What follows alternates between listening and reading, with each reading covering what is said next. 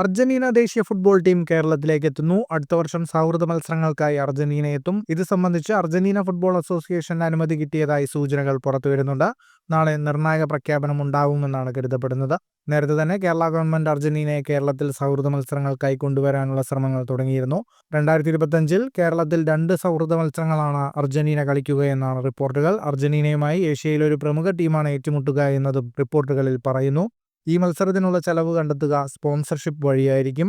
അപ്പോഴും 1-2 സംശയങ്ങളുള്ളത് കേരളത്തിൽ എവിടെയായിരിക്കും മത്സരം നടക്കുക എന്നുള്ളതാണ്. മറ്റൊന്ന്, മെസ്സി അർജന്റീന ടീമിനൊപ്പം ഉണ്ടാവുമോ എന്നുള്ളതാണ്. മെസ്സിയുടെ വരവിൽ AFA അന്തിമ തീരുമാനമെടുക്കുമെന്നാണ് റിപ്പോർട്ടുകൾ. എന്തായാലും അർജന്റീനയുടെ വരവ് സംബന്ധിച്ച് നാളെ കായിക മന്ത്രി കൂടുതൽ കാര്യങ്ങൾ പ്രഖ്യാപിക്കുമെന്നാണ് പ്രതീക്ഷിക്കപ്പെടുന്നത്.